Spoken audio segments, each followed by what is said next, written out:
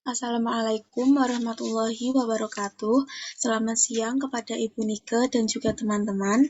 Perkenalkan, saya Rafida Laili Suroya bersama dengan teman-teman saya, yaitu Armiati Husnul Hatimah, Istiana Nur Azmi, Wiwi Haryati, Khairul Anam, Rima Nurul Hidayati, Zahra Fitri Andini, dan juga Septia Dwi Setamurti, yang pada pertemuan kali ini akan mempresentasikan materi tentang kalimat, paragraf, dan wacana. Materi yang pertama akan disampaikan oleh Armiati, kepadanya saya persilahkan. Baik, yang pertama kita akan membahas mengenai kalimat. Pengertian kalimat. Kalimat adalah satuan bahasa terkecil dalam wujud lisan maupun tulisan yang memuat gagasan utuh. Dalam wujud lisan, ditandai oleh intonasi. Bagaimana intonasi kalimat pernyataan, kalimat perintah, ataupun kalimat tanya. Tentunya intonasinya berbeda. Sedangkan dalam wujud tulisan, kalimat diawali dengan huruf kapital dan diakhiri oleh salah satu dari 3 tanda baca seperti titik, tanda seru, dan tanda tanya. Dikatakan utuh karena maknanya sudah jelas. Contoh kalimat antara lain, Pak Lutfi membeli segelas kopi. Tolong ambilkan buku itu. Dilarang kencing di sini. Siapa yang menulis surat ini? Kemudian yang kedua yaitu pengertian kalimat menurut beberapa ahli. Yang pertama menurut Frida Laksana. Kalimat sebagai satuan bahasa yang secara relatif berdiri sendiri, mempunyai pola intonasi final, dan secara aktual maupun potensial terdiri dari klausa. Klausa bebas yang menjadi bagian kognitif percakapan. Satuan proposisi yang merupakan gabungan klausa atau merupakan satu klausa yang membentuk satuan bebas, jawaban minimal, seruan, salam, dan sebagainya. Yang kedua, menurut Darjo Wijoyo, kalimat ialah bagian terkecil dari suatu ujaran atau teks wacana yang mengungkapkan pikiran yang utuh secara ketatabahasaan. Kemudian yang ketiga yaitu menurut Selamat Mulyana, kalimat sebagai keseluruhan pemakaian kata yang berlaku disusun menurut sistem bahasa yang bersangkutan. Mungkin yang dipakai satu kata, mungkin lebih. Kemudian fungsi kalimat efektif. Yang pertama yaitu untuk menghindari kesalahpahaman pembaca dengan cara masing-masing penulis. Kemudian yang kedua yaitu memudahkan orang dalam memahami kalimat tersebut karena tidak berbelit-belit dan langsung pada intinya. Kemudian yang ketiga yaitu unsur kalimat. Fungsi kalimat tersusun atas subjek, predikat, objek, keterangan, dan juga pelengkap. Yang pertama subjek. Subjek merupakan sebuah pokok kalimat. Fungsi dalam subjek bisa dicari dengan pertanyaan siapa atau apa yang dibicarakan oleh kalimat ini. Subjek berjenis kata benda atau frasa benda, karena definisi subjek merupakan sesuatu yang disebutkan oleh kalimat. Kemudian yang kedua yaitu predikat.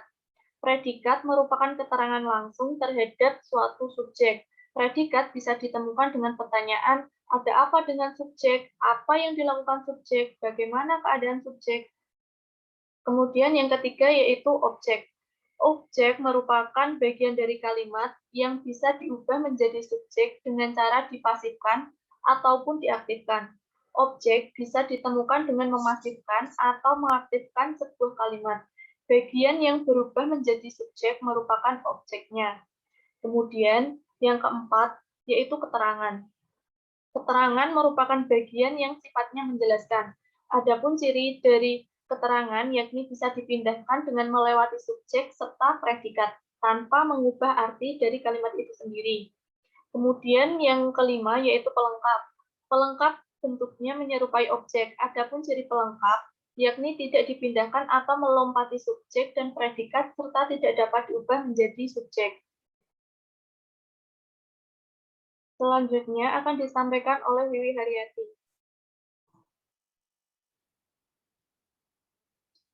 Baik, selanjutnya yaitu 4 syarat utama kalimat.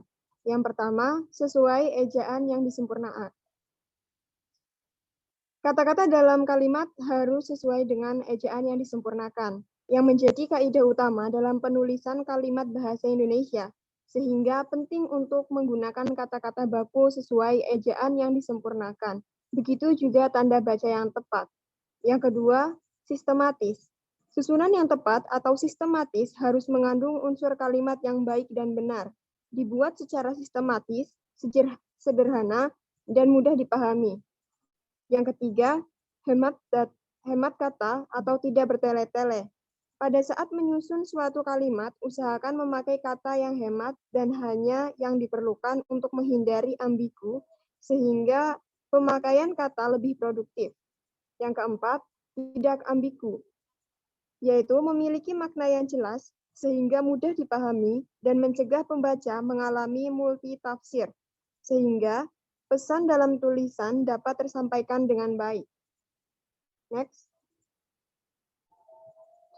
Ciri-ciri kalimat efektif. Yang pertama, kesatuan fungsi gramatikal yang dikenal sebagai istilah subjek, predikat, objek, atau pelengkap, kemudian keterangan. Yang kedua, kepaduan atau koherensi. Dalam kalimat, hubungan timbal balik atau hubungan kedua arah di antara kata atau frasa dengan jelas, benar, dan logis. Contoh tidak koherensif yaitu pelaksanaan seminar itu karena jalan macet harus ditunda 1 jam kemudian. Nah, di sini menjadi koherensifnya yaitu karena jalan macet, pelaksanaan seminar itu ditunda 1 jam kemudian. Berikutnya, yaitu kehematan kalimat atau ekonomi bahasa. Penulisan kalimat yang langsung menyampaikan gagasan atau pesan kalimat secara jelas, lugas, dan logis. Contohnya, dalam ruangan ini kita dapat menemukan barang-barang antara lain seperti meja, kursi, buku, dan lain-lain. Nah, dari hal ini, kata barang-barang dan antara lain sebaiknya dihapus, sehingga menjadi dalam ruangan ini kita dapat menemukan meja, kursi, buku, dan lain-lain. Berikutnya, yaitu penekanan dalam kalimat efektif. Upaya penulis untuk memfokuskan kata atau frasa dalam kalimat.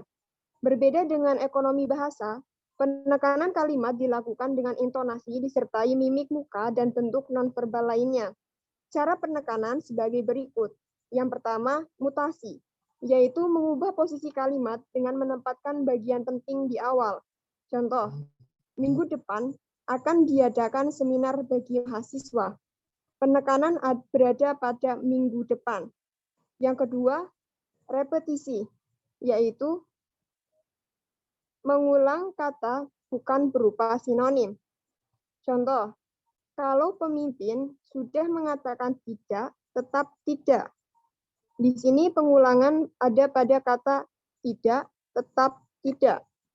Yang ketiga yaitu kursif, yaitu penulisan miring, tebal, garis bawah pada kata yang dipentingkan. Contoh, bab 2 skripsi ini tidak memberikan fluktuasi harga saham. Penekanan ada pada kata ini tidak. Kemudian yang keempat, yaitu pertentangan, yaitu penempatan kata yang bertentangan dalam kalimat, bukan berarti antonim kata. Contoh, dia sebetulnya pintar, tetapi malas untuk masuk kuliah. Penekanan ada pada kata pintar dan malas. Berikutnya yaitu partikel, yaitu penempatan partikel, contohnya lah, kah, pun, per, tah, sebelum atau sesudah kata yang dipentingkan.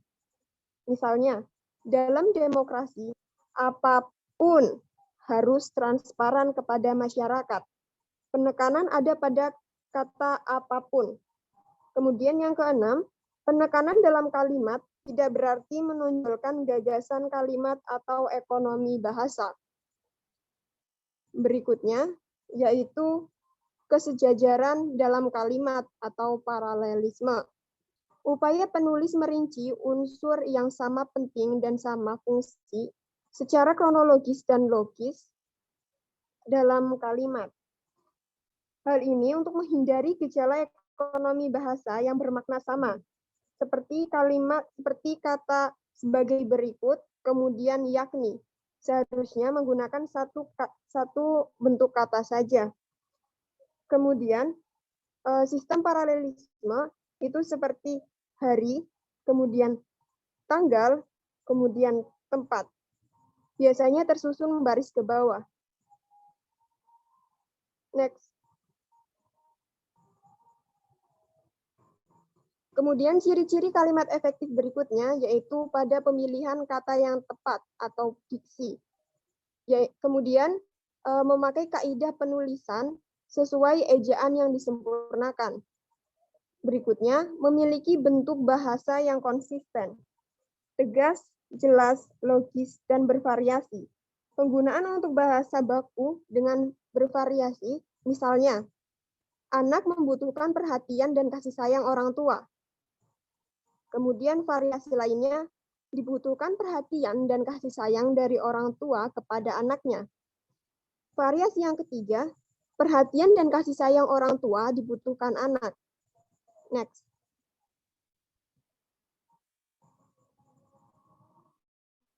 Macam-macam perubahan makna. Yang pertama yaitu menyempit atau spesialisasi. Kata awal digunakan umum, namun saat ini digunakan secara terbatas untuk suatu keadaan tertentu saja. Misalnya, kata sastra yang memiliki arti luas, namun sekarang dilambangkan dengan sebuah tulisan yang berbau seni. Contoh lainnya yaitu sarjana. Dulu berarti orang yang pandai, berilmu tinggi, namun sekarang hanya bermakna sebagai seseorang yang lulusan perguruan tinggi. Kedua, meluas atau generalisasi. Kebalikan dari spesialisasi, misalnya petani. Dulu dianggap sebagai orang yang mengerjakan sawah, namun sekarang pembahasannya lebih meluas, seperti petani ikan, petani tambak, petani lele, dan lain-lainnya. Yang ketiga, peninjauan makna, ameliorasi. Ameliorasi yaitu perubahan makna yang mengakibatkan makna baru lebih tinggi. Misalnya pada kata bu. Makna lama yaitu panggilan kepada seorang yang laki-laki. Kemudian muncul makna baru yaitu panggilan kepada seorang pemimpin. Yang keempat yaitu penurunan makna atau peyorasi. Mengakibatkan makna baru lebih rendah nilainya. Contohnya, bunting. Makna lamanya yaitu mengandung. Makna yang baru itu lebih rendah daripada kata hamil. Kemudian yang kelima yaitu asosiasi. Kata-kata dengan makna yang muncul karena persamaan sifat. Contohnya, menurut kacamata saya, perbuatan Anda tidak benar. Di sini, kata kacamata saya berarti pendapat saya. Yang keenam, sinestesiasi, yaitu perubahan makna karena pertukaran tanggapan antara dua indera. Misalnya, pengecap ke penglihatan. Contoh, gadis itu berwajah manis. Next.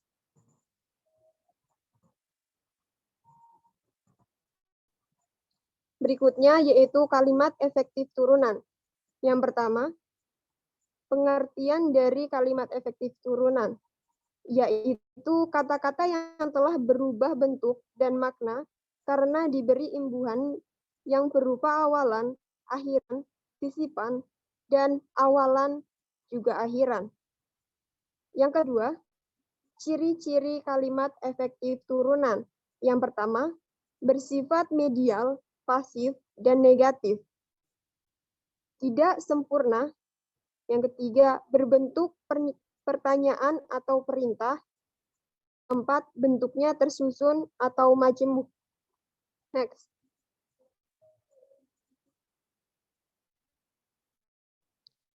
Selanjutnya akan dijelaskan oleh teman saya, Armiatri. Kemudian yang selanjutnya yaitu jenis kalimat. Jenis kalimat dibedakan menjadi beberapa. Yang pertama yaitu berdasarkan struktur gramatikalnya. Berdasarkan struktur gramatikalnya dibedakan menjadi beberapa lagi. Yang pertama yaitu kalimat tunggal. Kalimat tunggal adalah kalimat yang terdiri atas satu subjek dan satu predikat. Cirinya yaitu tidak menggunakan kata hubung dan tanda baca koma. Yang kedua, memiliki satu struktur penyusun kalimat. Kemudian yang ketiga, memiliki satu peristiwa pokok. Kalimat tunggal dapat dibedakan menjadi dua jenis, yaitu kalimat nominal dan kalimat verbal. Kalimat nominal adalah kalimat yang predikatnya berupa kata benda. Contoh, saya siswa kelas 6. Kemudian yang kedua yaitu kata verbal, adalah kalimat yang predikatnya berupa kata kerja. Contoh, adik sedang bernyanyi.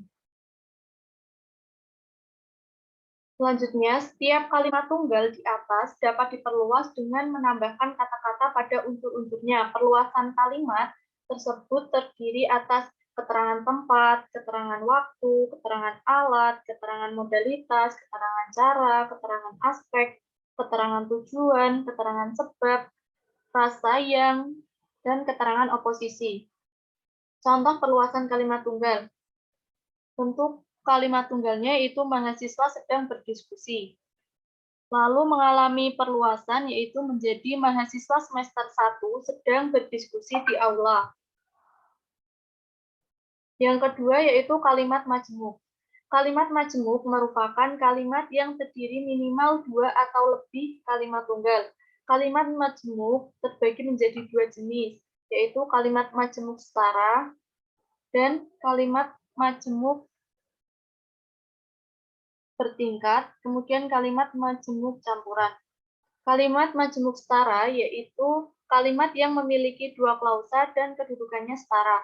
Contoh kalimat majemuk setara yaitu Santi menjahit dan Yuli membaca.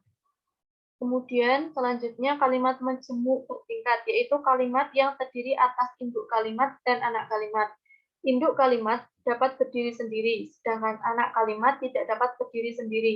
Contoh kalimat majemuk bertingkat yaitu Suyatno tetap berangkat meskipun hari telah gelap. Induk kalimatnya yaitu Suyatno tetap berangkat, konjungsinya meskipun, dan anak kalimatnya hari telah gelap. Kemudian selanjutnya kalimat majemuk campuran.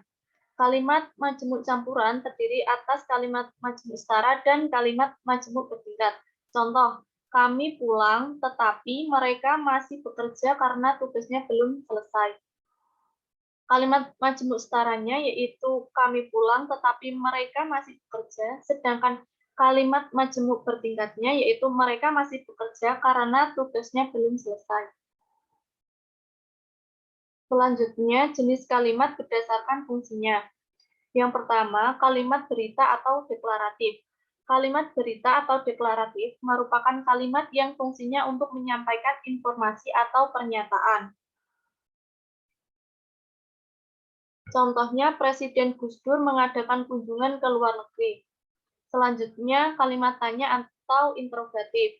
Kalimat tanya merupakan kalimat yang fungsinya untuk mencari tahu tentang suatu informasi atau jawaban dari respon lawan bicara. Contoh, bagaimana kondisi ibu kamu sekarang? Selanjutnya yaitu kalimat perintah atau imperatif. Kalimat perintah merupakan kalimat yang fungsinya untuk memberikan perintah untuk melakukan sesuatu. Contohnya, tolong buatlah dahulu rencana pembiayaannya. Kemudian selanjutnya yaitu kalimat seruan. Kalimat seruan merupakan kalimat yang bertujuan untuk mengungkapkan perasaan. Contoh, wah, kamu hebat sekali.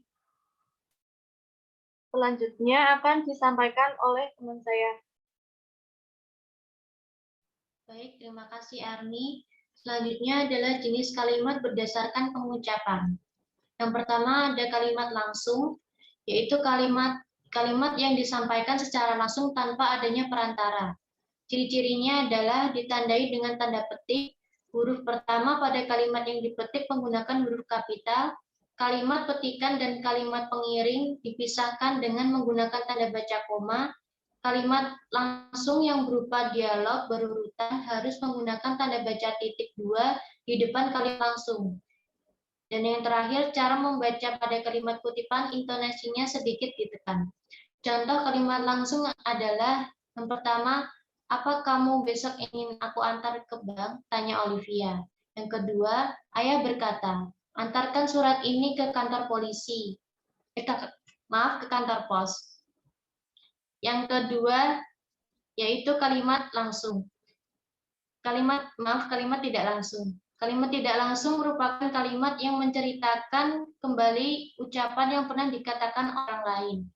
Ciri-cirinya yaitu yang pertama, tidak menggunakan tanda petik, yang kedua, berintonasi datar dan menurun di akhir kalimat, yang ketiga, ada perubahan kata ganti orang, yang keempat, menggunakan kata penghubung atau konjungsi seperti agar, supaya, tentang, untuk, bahwa, dan lainnya. Yang kelima, bagian kutipan yang dijadikan kalimat tidak langsung berbentuk kalimat berita. Contohnya yaitu, aku bertanya pada tentang cara membuat kue lapis legit yang enak. Selanjutnya, jenis kalimat berdasarkan fungsi subjeknya. Yang pertama yaitu kalimat aktif. Kalimat aktif merupakan kalimat yang unsur subjeknya melakukan tindakan. Contohnya yaitu Jessica membeli buah-buahan. Kalimat aktif dibedakan menjadi dua, yaitu kalimat aktif dan kalimat aktif transitif dan kalimat aktif intransitif. Kalimat aktif transitif adalah kalimat yang dapat objek penderita atau O1, dan pada kali ini biasanya berawalan me dan selalu dapat dirubah menjadi kalimat pasif. Contohnya yaitu Annie mencuci piring dengan Annie sebagai subjek, mencuci piring sebagai predikat, dan piring sebagai objek pertama. Yang kedua yaitu kalimat aktif intransitif. Kalimat aktif intransitif adalah kalimat yang tidak dapat diikuti oleh objek penderita atau O1. Predikat pada kalimat ini biasanya berawalan ber. Kalimat yang berawalan me tidak diikuti dengan objek satu. Ini tidak dapat dirubah menjadi kalimat pasif.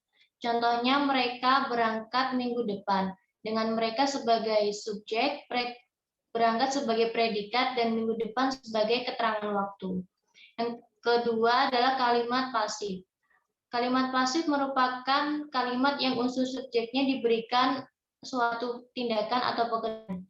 Yang biasanya terdapat dalam kalimat ini yaitu di, ter, kean, atau terkan. Jenis kalimat ini diikuti oleh kata depan oleh. Contohnya, Rani diantar oleh Roni dan piring dicuci Eni. Next. Selanjutnya adalah jenis kalimat berdasarkan unsur kalimat. Yang pertama, kalimat lengkap. Kalimat lengkap adalah kalimat sekurang-kurangnya terdiri dari satu buah subjek dan satu buah predikat. Kalimat majas termasuk ke dalam kalimat lengkap. Contohnya yaitu mahasiswa berdiskusi di dalam kelas. Mahasiswa sebagai subjek, berdiskusi sebagai predikat, dan di dalam kelas sebagai keterangan tempat. Yang kedua yaitu kalimat tidak lengkap. Kalimat tidak lengkap adalah kalimat yang tidak sempurna karena hanya memiliki salah satu unsur kalimat saja, meliputi subjek, predikat, objek, dan keterangan. Contohnya, selamat sore, silakan masuk, kapan. Kemudian jenis kalimat berdasarkan susunan subjek predikat. Yang pertama, kalimat inversi, yaitu kalimat yang predikatnya mendahului subjek. Kalimat ini biasanya dipakai untuk penekanan atau ketegasan makna. Contohnya, ambilkan koran di atas kursi itu. Ambilkan sebagai predikat dan koran di atas itu sebagai subjek. Kalimat versi yaitu kalimat yang susunan dari unsur-unsur kalimatnya sesuai dengan pola kalimat dasar bahasa Indonesia, yaitu SPOK. Contoh, penelitian ini dilakukan mereka sejak 2 bulan yang lalu. Penelitian sebagai subjek, dilakukan sebagai predikat, mereka sebagai objek, dan sejak 2 bulan yang lalu sebagai keterangan waktu.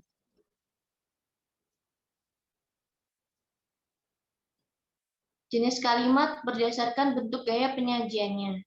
Yang pertama, kalimat yang melepas. Kalimat yang melepas terbentuk jika kalimat tersebut disusun dengan diawali oleh unsur utama atau induk kalimat dan diikuti oleh unsur tambahan atau anak kalimat. Contohnya, saya akan dibelikan Vespa oleh ayah jika saya lulus ujian sarjana. Contoh yang kedua yaitu semua warga negara harus menaati segala perundang-undangan yang berlaku agar kehidupan di negeri ini berjalan dengan tertib dan aman.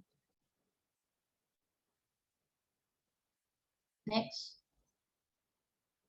Yang kedua yaitu kalimat klimaks. Kalimat klimaks terbentuk jika kalimat tersebut disusun dengan anak kalimat dan diikuti oleh induk kalimat. Kalimat dengan anak kalimat belum dapat dipahami jika hanya membaca anak kalimatnya. Oleh karena itu, penyajian kalimat ini terasa berklimaks. Contohnya, karena sulit kendaraan, ia datang terlambat ke kantornya.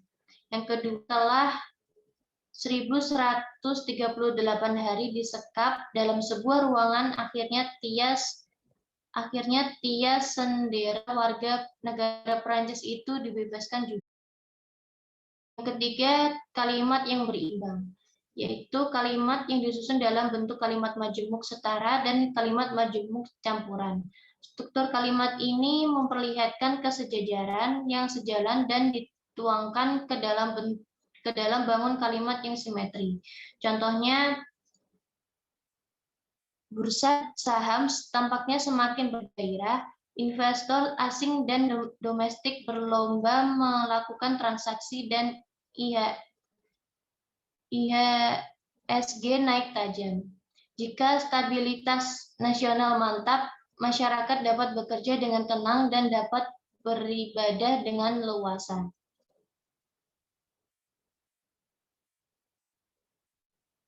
Selanjutnya adalah penyuntingan kalimat. Menurut KBBI, penyuntingan adalah proses, cara, perbuatan menyunting dan menyuntingkan. Sedangkan definisi menyunting adalah menyiapkan naskah siap cetak atau siap terbit dengan memperhatikan segi sistematikanya, yaitu penyajian, isi, dan bahasa, meliputi ejaan, diksi, dan struktur kalimat. Penyuntingan atau editing pada dasarnya merupakan kegiatan untuk memperbaiki tulisan atau karangan agar karangan yang disusun menjadi lebih baik. Kalimat dianggap tidak tepat jika tidak efektif. Sebuah kalimat dianggap tidak efektif karena berbagai penyebabnya sebagai berikut. Yang pertama, ketidaklengkapan unsur kalimat. Kalimat terdiri dari subjek dan predikat. Jika kedua unsur tersebut tidak ada di dalam kalimat, kalimat menjadi tidak efektif. Contohnya yaitu sebagai tempat membaca harus dilengkapi dengan fasilitas yang memadai. Kalimat tersebut tidak efektif karena tidak menjelaskan sesuatu yang harus dilengkapi. Kalimat tersebut tidak menyertakan subjek kalimat. Selanjutnya yaitu ketetapan penempatan unsur dalam kalimat. Unsur-unsur kalimat harus diletakkan di tempat yang tepat, jika tidak maka kalimat menjadi tidak efektif. Contohnya, petani sebelum ada kebijakan baru impor gula dari pemerintahan tidak pernah mengalami kerugian hingga puluhan juta rupiah. Dengan perbaikan sebelum ada kebijakan impor gula dari pemerintah, petani-petani tidak pernah mengalami kerugian hingga puluhan juta rupiah. Kalimat itu tidak efektif dikarenakan salah meletakkan kata petani-petani. Kata petani-petani seharusnya diletakkan di belakang tanda koma. Yang kedua yaitu penggunaan unsur kalimat secara berlebihan. Unsur berlebihan dapat berupa penggunaan kata sama arti atau tidak perlunya penggunaan kata tugas. Contohnya, seluruh ibu-ibu sedang mengikuti sosialisasi hidup sehat dan bersih. Dengan perbaikan, seluruh ibu sedang mengikuti sosialisasi hidup sehat dan bersih, atau bisa juga ibu-ibu sedang mengikuti sosialisasi hidup sehat dan bersih. Kalimat itu tidak efektif karena pemakaian kata seluruh dan ibu-ibu menunjukkan makna jamak. Kata ibu tidak perlu diulang. Next. Yang keempat yaitu pemilihan kata yang tidak tepat. Dapat dipengaruhi oleh bahasa sehari-hari atau bahasa asing. Selain itu, ketidakpahaman terhadap arti sebuah kata menyebabkan penggunaan kata tersebut tidak tepat. Contohnya, kepada yang pernah ke pantai ini pasti akan merasakan betapa segarnya udara ini. Dengan perbaikan, mereka yang pernah ke pantai ini pasti sudah merasakan betapa segarnya udara di sini. Kalimat di atas tidak efektif karena terdapat ketidakcocokan antara kata pernah dan akan. Arti kata pernah yang berarti sudah dilakukan bertentangan dengan kata akan belum atau belum pernah dialami. Seharusnya kata akan digantikan sudah. Kata depan kepada juga sebaiknya dihilangkan. Yang keempat yaitu tidak logis. Kalimat yang maknanya tidak logis akan menjadi tidak efektif. Contohnya, dengan mengucapkan puji syukur kepada Tuhan Yang Maha Esa, selesailah pembangunan gapura ini. Kalimat tersebut tidak logis karena tidak mungkin hanya dengan mengucapkan syukur saja pembangunan gapura dapat terselesaikan.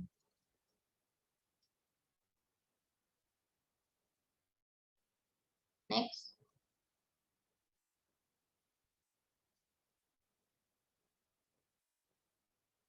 Selanjutnya akan disampaikan oleh teman saya, Dina.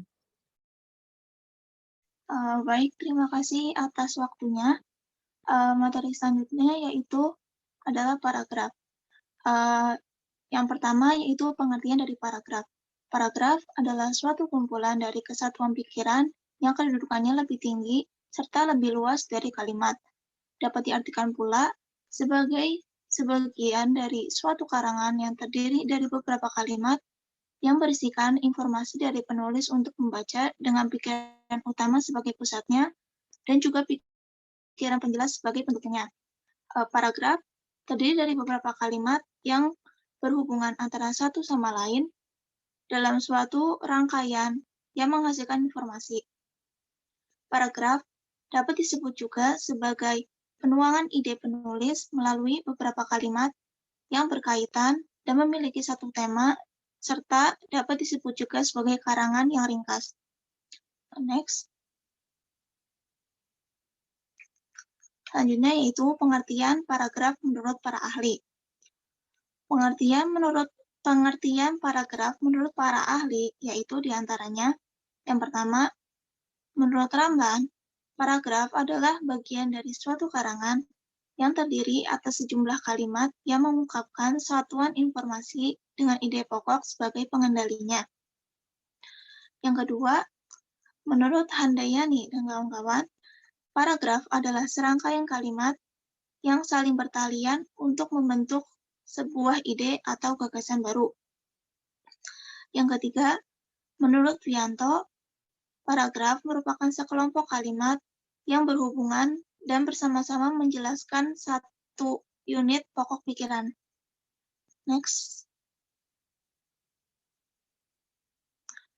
Selanjutnya yaitu hakikat paragraf.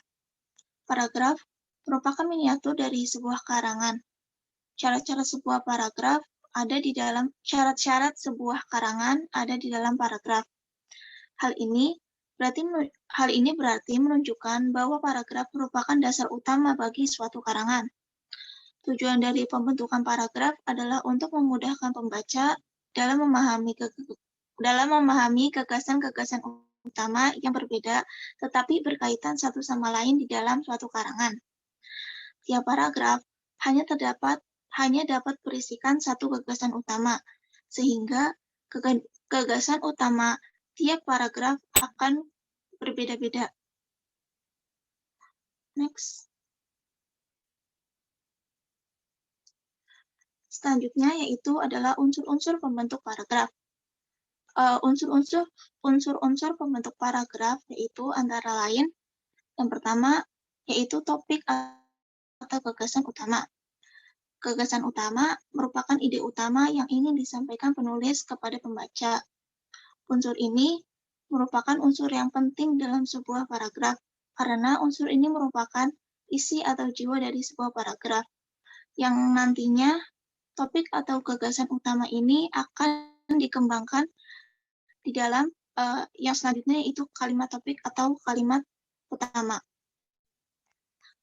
Selanjutnya yaitu kalimat topik.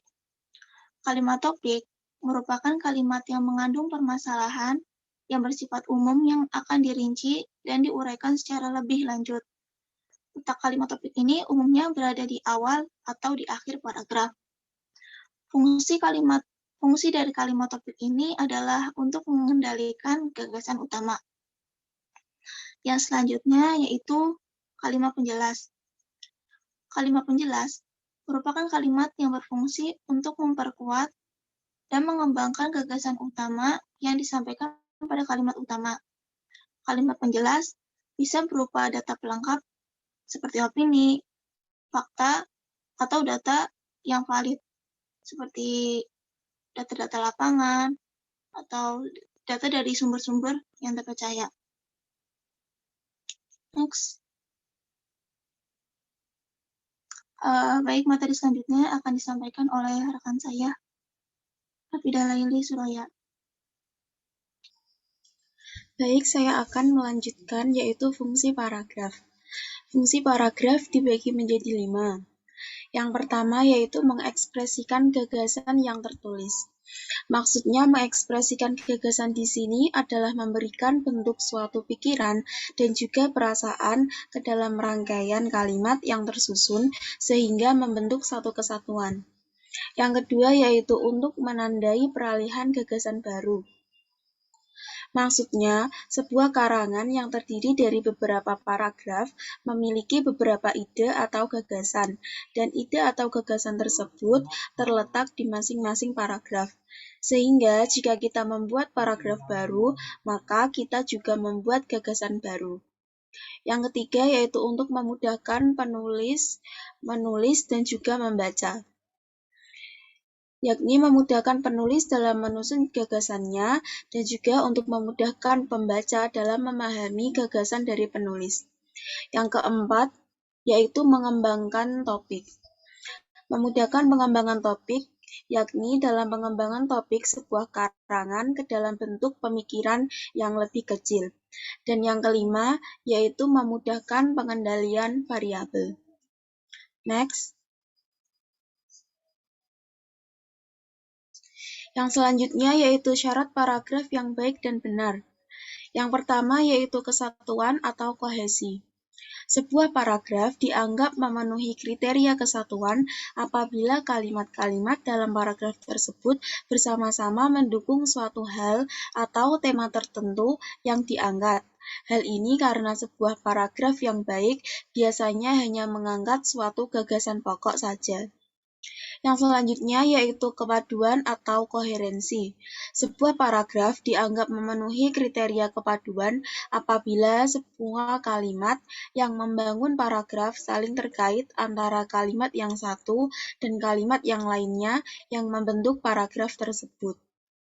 Next. Yang ketiga yaitu kelengkapan. Sebuah paragraf dianggap lengkap jika paragraf tersebut dibangun oleh beberapa kalimat yang terdiri atas kalimat utama dan juga kalimat-kalimat uraian atau kalimat penjelas. Yang keempat, yaitu kevariasian. Sebuah paragraf dinyatakan memenuhi kriteria kevariasian apabila kalimat-kalimat yang membangun paragraf tersebut bervariasi, baik dari segi struktur kalimat, bentuk kata, maupun pemilihan kata atau diksi yang digunakan. Next. Yang selanjutnya yaitu jenis paragraf. Paragraf berdasarkan jenis ceritanya dibagi antara lain. Yang pertama, yaitu paragraf narasi. Paragraf narasi merupakan paragraf yang menceritakan suatu kejadian berdasarkan urutan waktunya. Yang selanjutnya yaitu paragraf eksposisi. Paragraf eksposisi merupakan paragraf yang bertujuan memaparkan, menyampaikan informasi, menjelaskan dan juga menerangkan suatu topik kepada orang lain. Tujuan dari paragraf eksposisi yaitu untuk memberikan informasi kepada orang lain. Yang selanjutnya yaitu paragraf argumentasi. Paragraf argumentasi merupakan paragraf yang digunakan untuk mengungkapkan ide, gagasan, ataupun pendapat penulis yang disertai bukti dan juga fakta, atau yang benar-benar terjadi. Paragraf argumentasi bertujuan untuk meyakinkan orang lain bahwa ide, gagasan, dan pendapat tersebut adalah benar adanya dan terbukti nyata. Yang terakhir yaitu paragraf persuasi. Paragraf persuasi merupakan paragraf yang mempunyai tujuan untuk membujuk orang lain supaya melakukan sesuatu yang diinginkan oleh penulisnya. Agar tujuan tersebut bisa tercapai, penulis harus bisa percaya dan juga disertai pembukti yang nyata. Artinya penulis harus memberikan bukti sehingga pembaca percaya dengan apa yang ditulis oleh penulis tersebut. Next. Paragraf berdasarkan letak pemikiran utamanya. Dibagi menjadi 3, yaitu paragraf deduktif, paragraf induktif, dan juga paragraf campuran atau deduktif-induktif. Paragraf deduktif yaitu paragraf yang kalimat utamanya terletak di awal paragraf, dan untuk kalimat penjelasnya diletakkan setelah kalimat utama. Yang kedua yaitu paragraf induktif. Paragraf induktif merupakan paragraf yang kalimat utamanya terletak di akhir paragraf, dan kalimat penjelas terletak sebelum kalimat utama.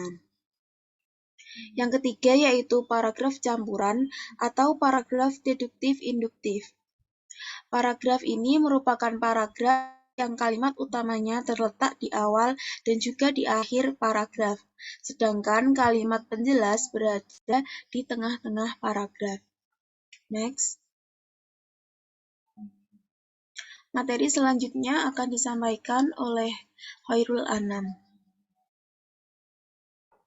Baik, saya di sini akan menyampaikan mengenai pola pengembangan paragraf. Yang pertama adalah pola umum khusus atau deduktif. Pola ini diawali dengan pernyataan yang sifatnya umum, ditandai dengan kata-kata umumnya banyak. Pernyataan tersebut kemudian dijelaskan dengan pertanyaan berikut yang lebih khusus.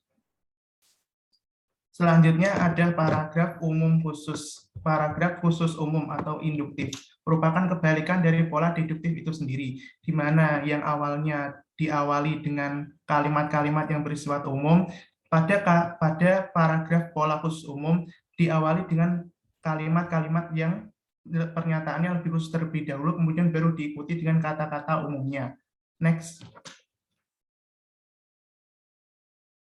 Yang ketiga ada pola definisi luas. Definisi dalam pembentukan sebuah paragraf adalah usaha penulisan untuk memberikan keterangan atau arti terhadap sebuah kata atau hal. Penulis dapat mengemukakan hal yang berupa definisi formal, definisi dengan contoh dan keterangan lain yang bersifat menjelaskan arti dari suatu kata. Nah, contoh dari paragraf ini antara lain, istilah Google adalah keterkaitan dan ketergantungan antar bangsa dan antar manusia di seluruh dunia melalui perdagangan, investasi, perjalanan, budaya populer, dan bentuk-bentuk interaksi lainnya, yang sehingga batas-batas suatu negara menjadi semakin sempit. Nah, di sini pada paragraf yang saya contohkan dapat dilihat pada di sini yang menjelaskan mengenai globalisasi. Yang keempat ada pola proses. Merupakan suatu urutan dari tindakan atau perbuatan untuk menciptakan atau menghasilkan suatu peristiwa. Contoh dari paragrafnya adalah pohon anggur, selain airnya dapat diminum, daunnya pun dapat digunakan sebagai pembersih wajah. Caranya, ambillah daun anggur secukupnya, lalu tumbuk sampai halus. Masaklah hasil tumbukan itu dengan air secukupnya. Tunggu sampai mendidih, setelah ramuannya mendingin, ramuannya siap digunakan. Oleskan ramuannya pada wajah, tunggu beberapa saat, lalu bersihkan. Dapat dilihat pada paragraf yang saya contohkan, ini menunjukkan bahwa pola-pola yang digunakan ini untuk menciptakan suatu peristiwa, yaitu cara menciptakan pembersih dari daun anggur. Next. Pola yang kelima adalah pola kausalitas atau sebab akibat, bisa juga akibat atau sebab. Dalam pola ini, sebab bertindak sebagai gagasan utamanya, sedangkan akibat sebagai rincian pengembangannya. Namun demikian, susunan tersebut bisa juga terbalik. Akibatnya dapat berperan sebagai gagasan utama, sedangkan sebabnya sebagai rincian pengembangannya. Contoh, beberapa pohon di kebun tidak mau berbunga seperti tanaman lainnya, padahal pohon tersebut sudah disiram secara rutin. Pemberian pupuk juga dilakukan seminggu sekali. Setelah diperiksa, ternyata pohon tersebut tidak mendapat cahaya matahari karena terhalang oleh pohon besar yang ada di sampingnya. Dapat dilihat di sini untuk pernyataan pertama itu adalah akibatnya. Nah, pada kalimat yang akhir itu adalah sebabnya. Yang keenam adalah pola ilustrasi. Pola ilustrasi adalah sebuah gagasan yang terlalu umum, memerlukan ilustrasi atau contoh-contoh yang nyata. Ilustrasi tersebut dipakai untuk menjelaskan maksud penulis. Contohnya adalah 11 tahun Indonesia mengimpor gerbong kereta api dari Prancis. Gerbong tersebut nampak mentereng karena dilengkapi dengan alat-alat conditioning. Namun, di manakah sekarang gerbong-gerbong tersebut? Ternyata sudah banyak yang rusak. Gerbong-gerbong itu kini hanya dipakai dalam trayek tingkat 3 untuk mengangkut para petani dan juga anak-anak sekolah. Siapakah di sini yang salah, penumpangnya atau pegawai PT KAI? Nah, dapat dilihat di sini, yaitu ilustrasi yang nyata yang dipakai di sini adalah mengenai mengimpor gerbong kereta api yang berasal dari Prancis. Next. Yang ketujuh ada pola pertentangan atau perbandingan. Pola ini digunakan ketika membahas dua hal berdasarkan persamaan dan perbedaannya. Contoh, pemerintah telah menyediakan listrik dengan tarif yang murah. Setiap orang dapat menjadi pelanggan dengan tidak banyak mengeluarkan biaya. Berbeda halnya dengan Petromax. Meskipun sama-sama membutuhkan bahan bakar, tetapi energi yang dihasilkan Petromax sangat kecil jika dibandingkan dengan pembangkit listrik biasa. Petromax hanya digunakan di desa-desa, sedangkan listrik terdapat di kota-kota. Di sini yang dibandingkan adalah mengenai listrik dan juga Petromax. Yang kedelapan ada pola analisis. Pola ini digunakan ketika menjelaskan suatu hal atau gagasan yang umum ke dalam perincian yang lebih logis. Dalam pola ini ada bagian yang dianalisis yang terletak di awal paragraf. Nah, dan yang menganalisis terletak setelahnya. Contoh, APBN 2001 menghadapi tekanan yang berat. Tekanan ini pada dasarnya berkaitan dengan 3 faktor. Pertamanya, memburuknya ekonomi makro. Kedua, tidak dapat dilaksanakannya secara optimal kebijakan di bidang perpajakan, bea cukai, dan pengurangan subsidi BBM. Dapat dilihat di sini pada contoh paragraf yang telah saya contohkan, dapat dilihat yaitu mengenai APBN yang terkena tekanan yang berat, kemudian dijelaskan dengan rinci-rinci penyebabnya. Next. Yang terakhir ada pola seleksi. Penggambaran objek tidak dilakukan secara utuh, tetapi dipilih secara perbagian berdasarkan fungsi, kondisi, atau bentuk. Contoh paragrafnya adalah, sejak suaminya terpilih menjadi ketua partai politik, ia memutuskan untuk mengubah penampilannya. Kini ia lebih mengenakan busana panjang yang sopan, namun masih terkena kesan modis yang tak pernah untuk ditinggalkan. Untuk menghadiri jamuan makan malam, ia mengenakan busana bergaya Thailand. Untuk acara formal, atasan model jas berlengan panjang dan rok span menjadi favoritnya. Untuk santai, ia memilih busana model sack dress. Dapat dilihat di sini, yaitu mengenai istri dari suaminya yang secara utuh dipilih dengan perbandingan fungsi dan kondisi, yaitu pada saat makan malam, santai, ataupun untuk acara formal. Untuk materi selanjutnya akan disampaikan oleh rekan saya, Rima Nurul Hidayati. Baik, terima kasih. Materi selanjutnya yaitu wacana. Pengertian wacana. Wacana adalah rentetan kalimat yang saling berkaitan dan menghubungkan proposisi yang satu dengan proposisi lainnya di dalam kesatuan makna atau semantis antar bagian di dalam suatu bangun bahasa. Wacana dapat berupa kalimat, kata, paragraf, atau karangan utuh yang lebih besar. Next. Selanjutnya yaitu fungsi wacana. Secara umum, fungsi wacana dibagi menjadi 2, yaitu fungsi transaksional dan fungsi interaksional. Brown dan Yule menjelaskan fungsi transaksional bertujuan untuk menyampaikan informasi faktual atau proporsional. Sedangkan fungsi interaksional bertujuan untuk memantapkan dan memelihara hubungan sosial dan sikap-sikap pribadi. Next.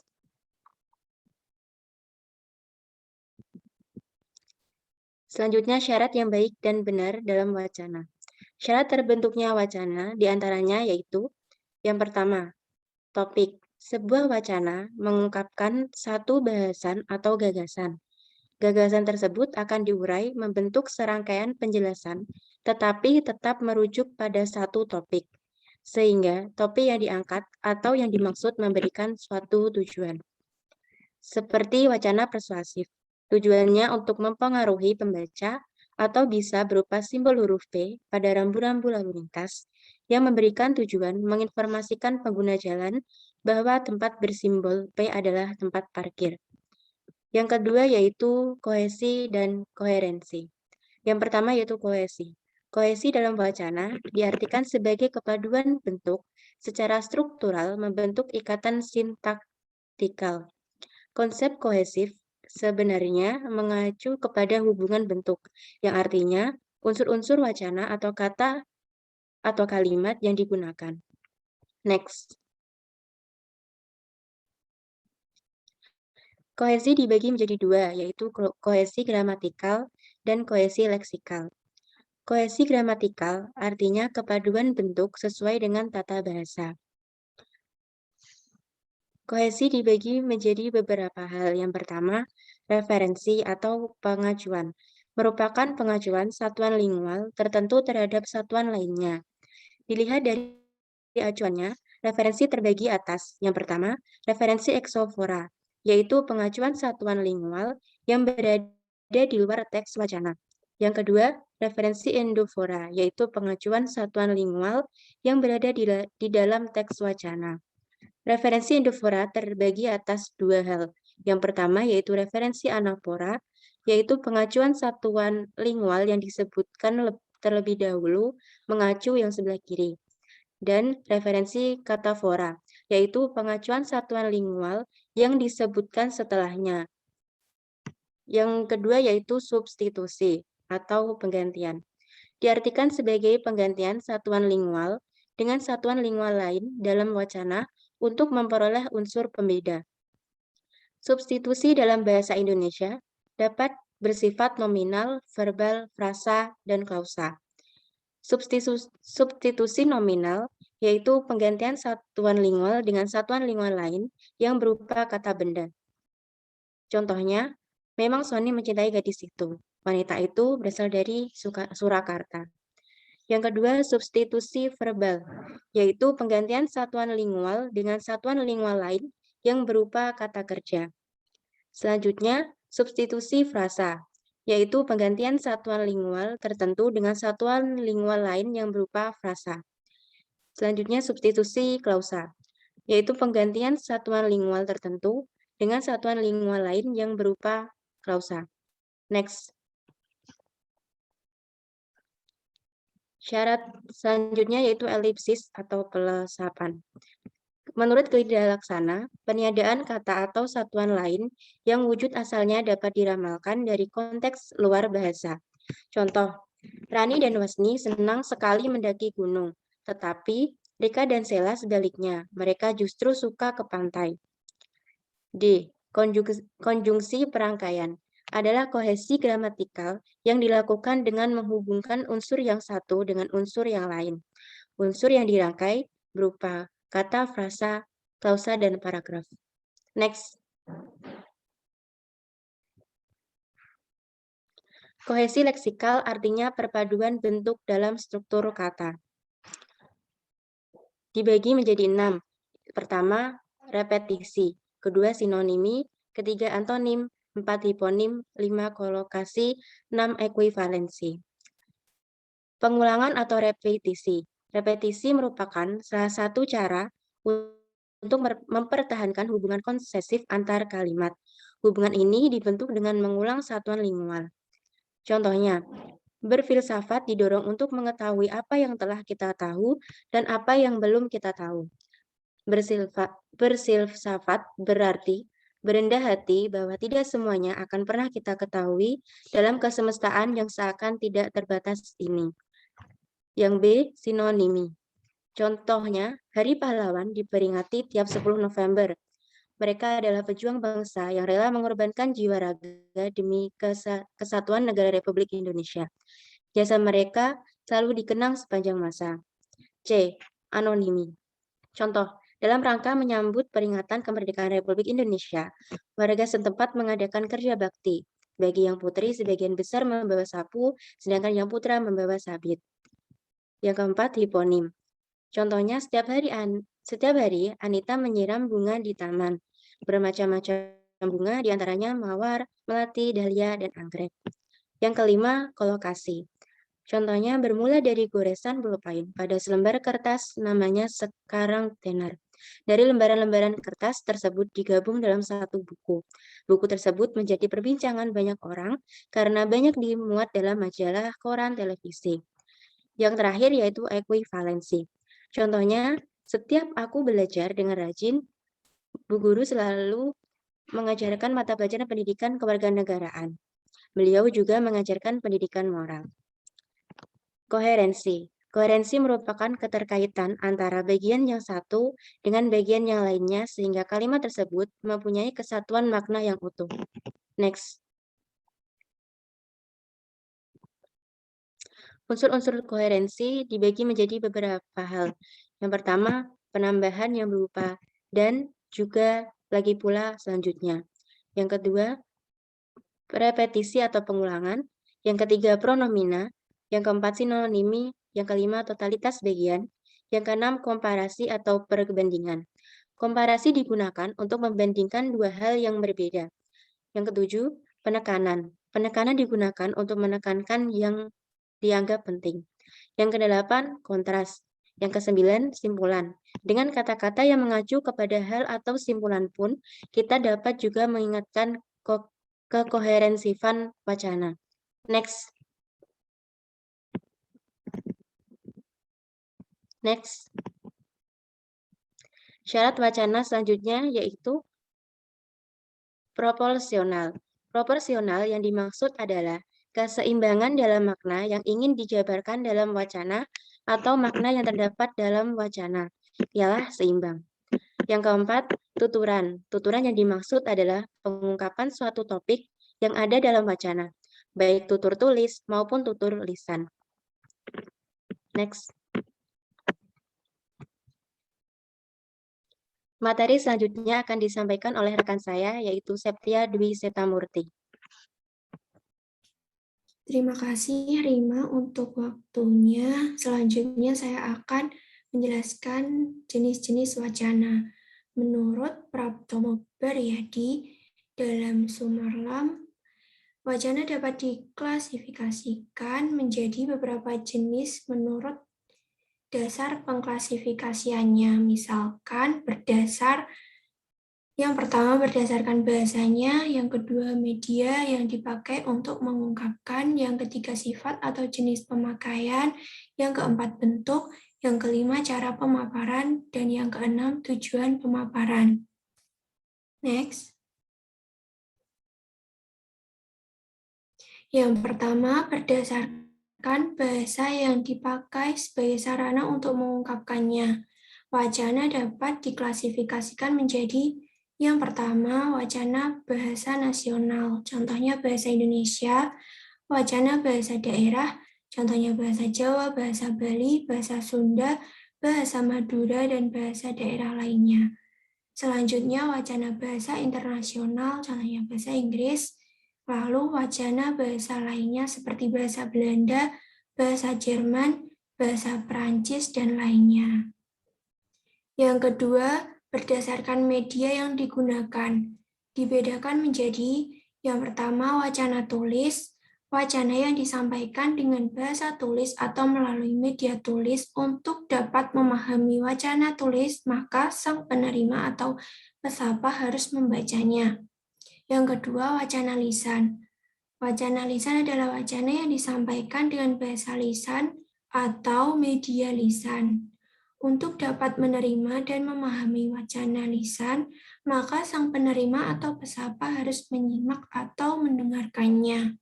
Next. Yang ketiga, berdasarkan sifat atau jenis pemakaiannya, wacana dibedakan menjadi dua. Yang pertama, wacana monolog atau monologue discourse, yaitu wacana yang disampaikan oleh seorang diri tanpa melibatkan orang lain untuk berpartisipasi secara langsung. Yang kedua, wacana dialogue discourse, wacana yang dilakukan oleh dua orang atau lebih secara langsung.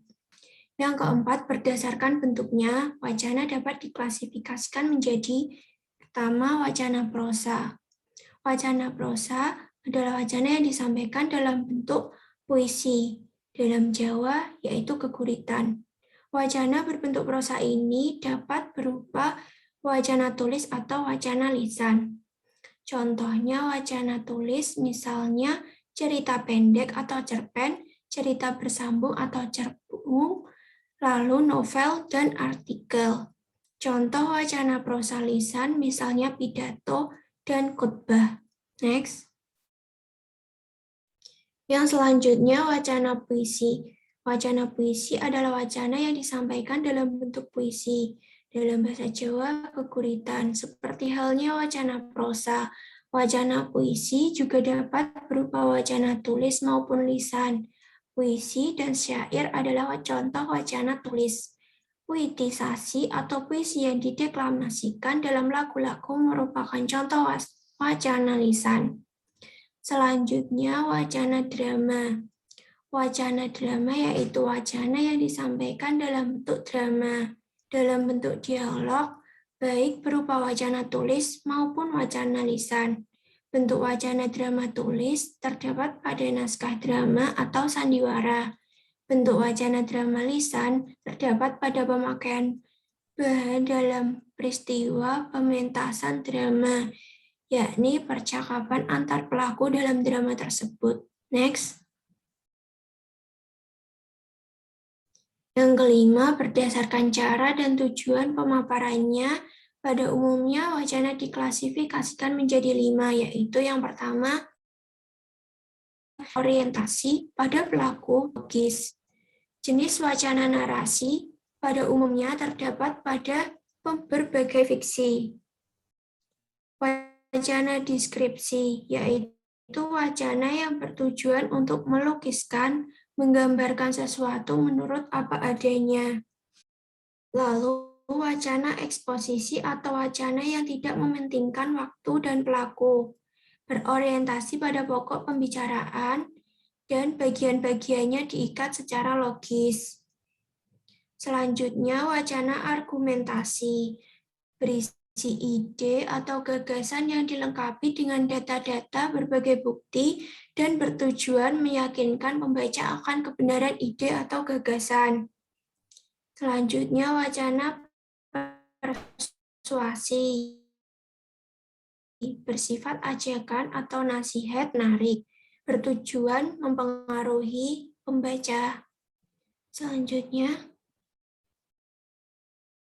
menurut Fatimah Jajadharma, jenis wacana dapat dikaji dari 4 segi, yaitu yang pertama berdasarkan realitasnya, wacana dibagi menjadi 2, yaitu yang pertama wacana verbal, yaitu rangkaian kebahasaan verbal atau language exit, kehadiran kebahasaan dengan kelengkapan struktural bahasa, mengacu pada struktural apa adanya. Yang kedua, wacana non-verbal atau language likes, mengacu pada wacana sebagai rangkaian non-bahasa, yakni rangkaian isyarat atau tanda-tanda yang bermakna. Yang kedua, bahasa media komunikasinya dibagi menjadi 2. Yang pertama, wacana lisan, wujudnya berupa sebuah percakapan struktural bahasa mengacu pada struktur apa adanya.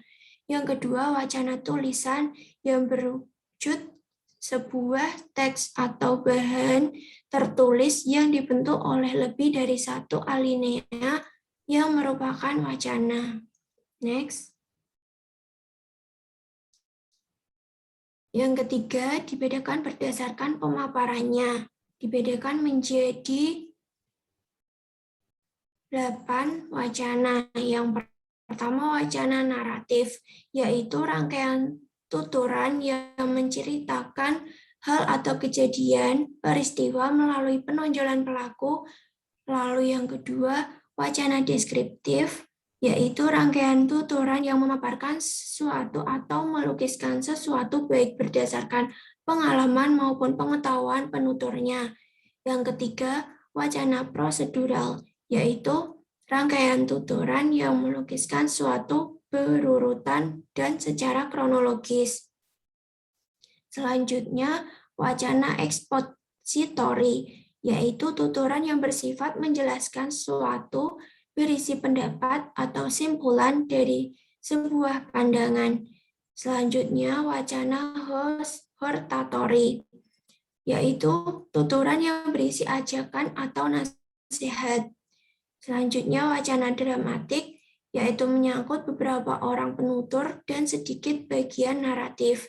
Selanjutnya, wacana epistolari, yaitu dalam surat-surat dengan sistem dan bentuk tertentu. Yang terakhir, wacana seremonial, yaitu wacana yang berhubungan dengan upacara adat yang berlaku di masyarakat bahasa berupa nasihat atau pidato pada upacara perkawinan, kematian, dan syukuran. Selanjutnya, berdasarkan jenis pemakaiannya dibedakan menjadi 3. Yang pertama, monolog atau satu orang penutur, yaitu wacana yang tidak melibatkan bentuk tutur percakapan antara dua pihak yang berkepentingan. Selanjutnya, dialog 2 orang penutur, yaitu wacana yang berupa percakapan atau antara dua pihak. Selanjutnya, yang ketiga, polilog atau lebih dari 2 penutur, yaitu wacana yang melibatkan partisipan pembicara di dalam konversasi. Next. Yang selanjutnya, pola pengembangan wacana. Yang pertama, pola umum ke khusus atau general partikular. Pola ini adalah wacana yang diungkapkan dengan pola pengembangan dari hal-hal atau kalimat yang bersifat umum diikuti kalimat-kalimat yang bersifat khusus. Dengan kata lain, pikiran utama bersifat umum diletakkan di awal wacana, kemudian pikiran penjelas yang bersifat khusus diletakkan di akhir wacana. Pola pengembangan ini juga bersifat sebaliknya, yaitu khusus ke umum. Pola ini meletakkan pernyataan khusus di awal wacana dan ditutup dengan pernyataan yang bersifat umum. Next. Yang kedua, pola seluruh bagian atau whole part component. Pola susunan wacana ini mengedepankan sesuatu secara menyeluruh terlebih dahulu, kemudian diikuti bagian-bagian dari keseluruhan tersebut. Dengan kata lain, suatu objek disampaikan secara keseluruhannya terlebih dahulu, kemudian diikuti penjelasan secara lebih mendalam terhadap bagian-bagian yang telah disampaikan. Seorang pengguna bahasa kadang-kadang tidak menyampaikan seluruh informasi dengan menggunakan satu kalimat. Hal ini disebabkan keterbatasan bahasa si penutur dan pertimbangannya atas kemampuan penerima informasi. Dalam hal ini, penutur menyampaikan secara bertahap. Yang ketiga, pola latar, subjek, unsur, atau set, subjek, elemen. Pola latar, subjek, unsur adalah pola wacana yang di dalamnya terdapat latar atau waktu dan tempat peristiwa itu terjadi dengan jelas, disertai dengan subjek atau pelaku, serta diikuti dengan unsur-unsur yang mendukung wacana tersebut. Next. Yang keempat, pola yang mencakup, yang tercakup, atau include, include. Pola wacana ini mengedepankan bagian yang mencakupi suatu objek sebagai pikiran pokoknya. Pada bagian ini disampaikan hal-hal yang mencakup atau yang menjadi inti dari suatu objek. Pada bagian selanjutnya diikuti pikiran penjelas yang berupa bagian yang mencakupi atau yang tercakupi di dalam sesuatu yang telah dijelaskan pada bagian awal. Pola ini senada dengan pola umum khusus, hanya saja lebih menonjolkan suatu objek. Yang kelima, pola besar kecil atau large small. Seragam dengan pola sebelumnya, pola besar kecil diawali dengan pemikiran utama yang bersifat lebih besar cakupannya atau bidangnya atau ukurannya. Setelah menyampaikan bagian tersebut diikuti dengan pikiran penjelas yang berupa hal-hal yang bersifat lebih kecil. Namun demikian, antar bagian tersebut bukan sesuatu yang saling bergantung atau berkaitan sebagaimana dalam pola yang mencakup dan tercakup. Materi selanjutnya akan disampaikan Rafida. Baik, saya akan melanjutkan presentasinya. Yang keenam yaitu pola luas dalam atau outside inside. Pola ini hampir mirip dengan pola mencakup-tercakup. Hanya saja, yang ditekankan bukan pada aspek keterkaitan atau hubungan antar bagian, melainkan lebih pada aspek keluasan topik. Pola ini diawali dengan pikiran utama yang bersifat luas dan menyeluruh. Setelah itu, barulah diikuti dengan pikiran jelas yang bersifat lebih dalam atau mengkhusus. Yang ketujuh yaitu pola yang memiliki, yang dimiliki, atau prosesor proses. Pola ini berfokus pada suatu yang bersifat yang memiliki dan yang dimiliki. Dengan bahasa lain, pikiran utamanya berupa hal-hal yang memiliki. Selanjutnya, diikuti dengan pikiran penjelas yang berupa hal-hal yang dimiliki oleh sesuatu yang telah disampaikan dalam pikiran utama. Next. Yang selanjutnya yaitu pola sekuensi temporal. Pola wacana ini dibuat berdasarkan urutan waktu atau kronologis. Wacana ini umumnya menggambarkan urutan terjadinya peristiwa, perbuatan, atau tindakan. Yang kesembilan yaitu pola sekuensi spesial. Pada pola ini menekankan pada aspek sosial atau ruang. Wacana dibuat berdasarkan urutan ruang atau tempat. Pembaca atau pendengar diharapkan dapat membayangkan urutan dari suatu titik ke titik yang lain atau dari suatu tempat ke tempat yang lain. Next. Yang selanjutnya, yang ke-10 yaitu pola ekuivalensi kontras. Pola ini sering disebut dengan pola perbandingan dan pertentangan. Untuk memperjelas suatu paparan, biasanya pengguna bahasa berusaha membandingkan dengan melihat aspek-aspek kesamaan suatu objek dan mengkontraskannya atau mempertentangkannya dengan sesuatu hal yang lain. Suatu objek dipaparkan kesamaannya, kemudian diikuti perbedaan-perbedaan. Hal ini dimaksudkan untuk menandaskan sesuatu. Hal-hal yang diperbandingkan dan dipertentangkan ini lazimnya hal-hal yang bersifat sepadan atau mencolok. Dan yang terakhir yaitu pola sebab akibat. Pola ini didahului dengan pikiran utama yang berupa hal-hal yang menjadi penyebab, kemudian diikuti dengan pikiran penjelas yang berupa hal-hal yang menjadi akibat dari pikiran utama. Pola ini berlaku pula sebaliknya, artinya terdapat pula pola sebab akibat. Next. Sekian presentasi dari kelompok kami. Mohon maaf apabila ada kesalahan. Terima kasih. Wassalamualaikum warahmatullahi wabarakatuh.